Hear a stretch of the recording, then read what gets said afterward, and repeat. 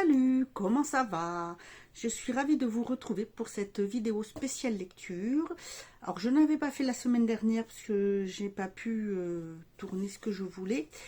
Et c'est donc avec plaisir que je vous retrouve en ce dimanche. Il n'y aura pas, comme je l'avais expliqué dans une de mes dernières vidéos, de vidéos tous les dimanches. Voilà, pour pas que non plus je sature trop au niveau lecture, mais dès que j'aurai quelque chose, enfin dès que j'ai un thème à aborder, je le ferai avec grand plaisir. Alors, Mary Higgins Clark, c'était une grande romancière que j'ai découvert il y a vraiment très très longtemps. À l'époque où j'étais encore inscrite chez France Loisirs, j'ai découvert ces livres, j'ai de suite accroché. Donc je les ai tous achetés jusqu'à ce que j'arrête mon abonnement chez France Loisirs. Ensuite, j'en ai peut-être acheté quelques-uns, notamment pour Noël. Et voilà, je vais vous parler surtout un peu vous parler d'elle et vous montrer 3 des livres que je préfère dans tout ce qu'elle a écrit. Je les aime tous, je les relis tous, mais il y en a vraiment 3 particulièrement que j'aime beaucoup. Alors, Mary Higgins Clark. Voilà cette dame, cette écrivaine. Je trouve qu'elle avait la classe, qu'elle est présentée vraiment très très bien. Donc ça, c'est dans ces derniers. Et sinon, au début, voilà comment était sa photo de présentation sur ses premiers livres. Alors, Mary Higgins Clark, c'était une dame qui est née le 24 décembre 2027. Elle est née à New York et elle est décédée il n'y a pas si longtemps que ça, puisqu'elle est décédée le 31 janvier 2020 en Floride, à Naples. Voilà, alors c'est vrai que ça fera bientôt, ça a 2 ans, bientôt 2 ans. Ça m'a fait quelque chose quand j'ai su qu'elle était décédée, puisque j'aime beaucoup ce qu'elle a écrit. Et elle a quand même mené une vie assez, je trouve, intéressante. Alors, elle a commencé à écrire ses premiers poèmes quand elle avait 6 ans. Elle a commencé tôt. Ensuite, elle a suivi des cours de secrétariat et pendant 2 ans, de 1946 à 1948, elle a été assistante dans un département publicitaire d'une agence qui s'appelle Remington Rand. Ensuite, elle a été hôtesse de l'air, et oui, hôtesse de l'air. Pendant 1 an, de 1949 à 1950, elle était sur la ligne, sur la Pan American World Airways. Donc oui, je regarde puisque j'ai pris quelques notes. Je ne retiens pas tout par cœur. Ensuite, elle a commencé à écrire des petits scripts pour la radio entre 1956 et 1970. C'est pas mal quand même. Elle a passé quelques années à écrire ces scripts. C'est vrai que souvent, il y a vraiment des années de ça, elle commençait à la radio à faire comme des romans feuilletons. Donc je pense que c'est peut-être ce type de script qu'elle a dû écrire. Et ensuite, en 1980, elle a créé sa société qu'elle a présidée. Et sa société s'appelle la Digi Clark Enterprise. C'est bien, je trouve que ça, c'est vraiment très très bien. Elle a écrit son premier livre en 1969, donc c'était un roman, une biographie romancée sur la vie de George Washington. Ça s'appelait George et Anna. Et ensuite, elle a décidé de s'inscrire à l'université, donc en 1971. Et elle a suivi des cours pendant 8 ans. Elle a suivi une licence avec option philosophie et qu'elle a obtenue en 1979. Mais entre-temps, elle a commencé à écrire des livres. Elle a sorti son premier livre qui s'appelle La Maison du Guet en 1975. C'est vite devenu un best-seller. Ensuite, en 1977, elle a été connue en France avec ça doit être son 2e roman qui s'appelle La Nuit du Renard, qui est très bien et qui a obtenu le Grand Prix de la littérature policière. Je trouve ça vraiment très bien. Ensuite, elle a été publiée chez Albin Michel, donc c'est un de ses livres que j'ai que j'ai. Albin Michel est une grande maison d'édition. Et ils ont créé spécialement pour pouvoir publier ces livres, ils ont inauguré la collection spéciale Suspense. Et ils ont publié 22 de ces 26 romans. Je trouve que c'est vraiment pas mal. Sachant que dans ces romans, il y a un livre où il y a plusieurs nouvelles. Et ce petit livre s'appelle, on ne le trouve pas si facilement que ça, parce que moi je ne l'avais trouvé qu'en livre de poche. Et ça s'appelle le livre Le fantôme de Lady Margaret, il me semble. Et dedans, il y a plusieurs petites nouvelles. Donc plusieurs petites histoires. Son dernier roman qu'elle a écrit seule, qu'elle a publié seule, est sorti en 2019. Il s'appelle, alors en français, c'est En secret. Le titre anglais, c'est Kiss the Ghislaine Make Them Cry.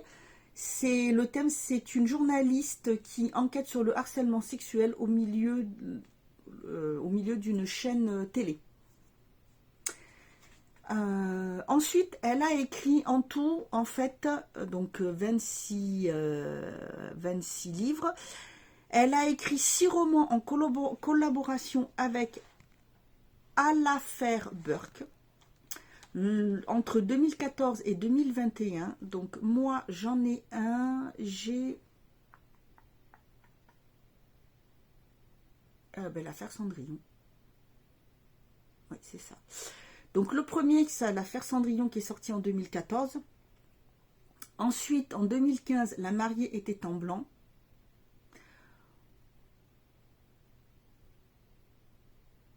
Ensuite, en 2016, Le piège de la belle au bois dormant. 2017, La reine du bal. 2018, De si belles fiançailles.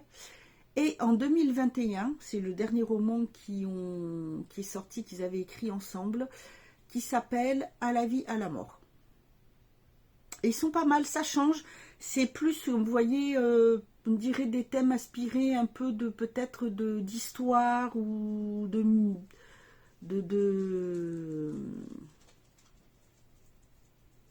comment dire, mince, pas des mythes, mais oui, enfin voilà, un peu comme des mythes, des petites histoires comme voilà, la Cendrillon, La belle au bois dormant, tout ça, inspiré de petits contes aussi, tout ça. C'est sympa, franchement, j'ai bien aimé. Je pense que je vais essayer de me trouver les autres. Ensuite, elle a aussi écrit avec sa fille, parce que l'un de ses enfants, Carol Higgins Clark, a également écrit des livres. Alors, elle a écrit des livres seule où elle a une... Pardon, attendez. J'ai pas fait attention, j'ai rallumé, voilà. Elle a écrit des livres où elle a une héroïne. D'ailleurs, l'une de ses héroïnes se retrouve dans ses romans et dans l'un des romans de Mary Higgins Clark.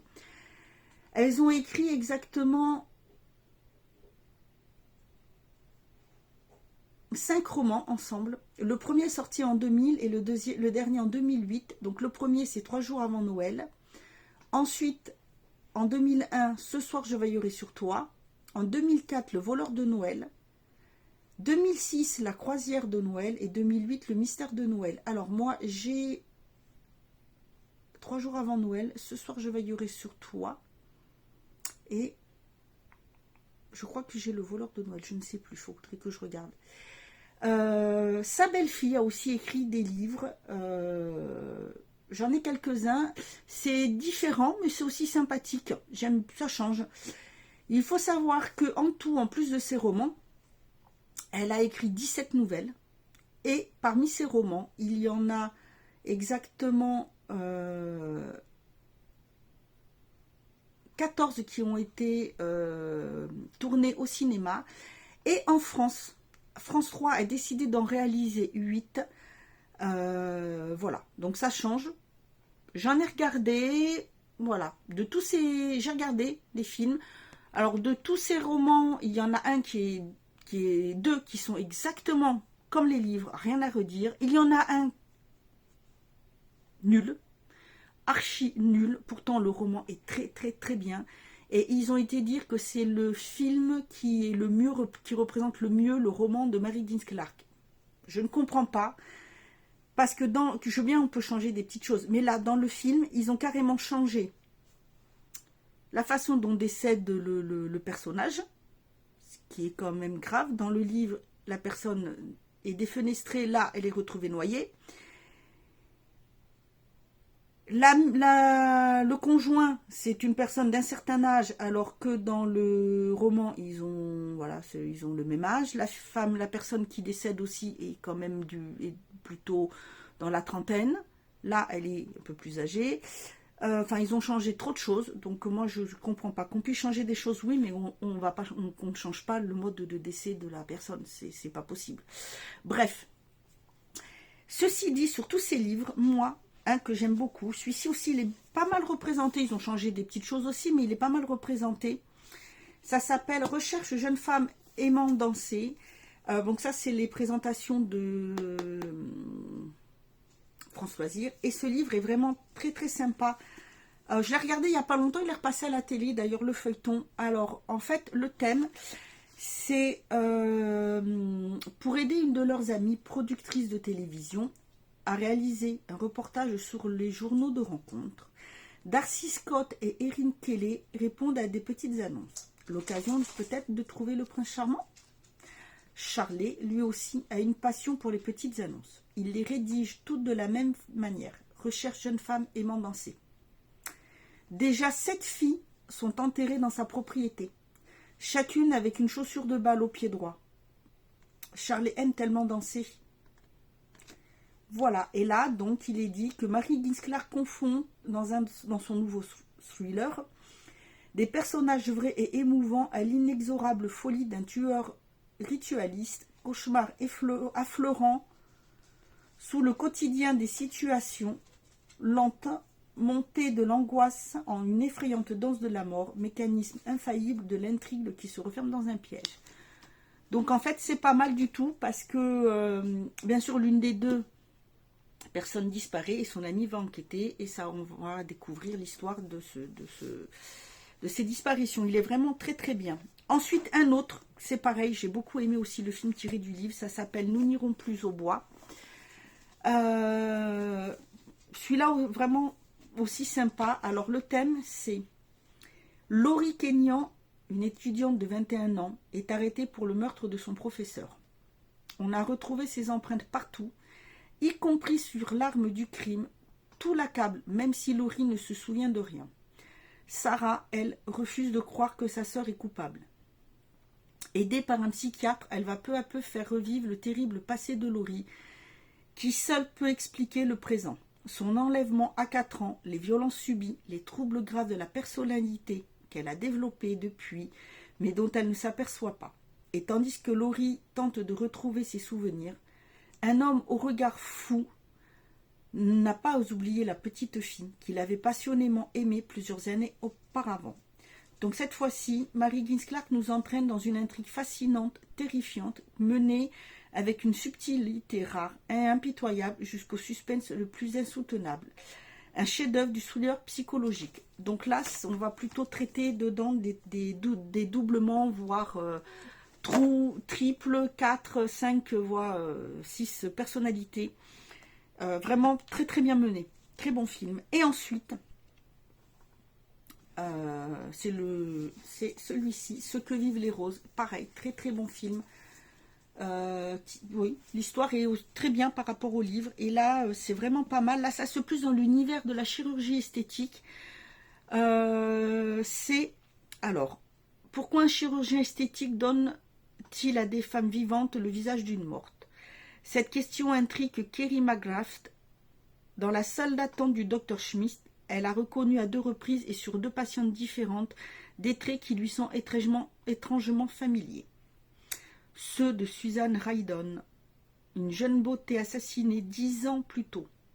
Procureur adjoint à l'époque, Kerry avait contribué à faire condamner le mari de la victime. Aujourd'hui, alors qu'elle est sur le point d'être nommée juge, elle veut faire rouvrir le dossier.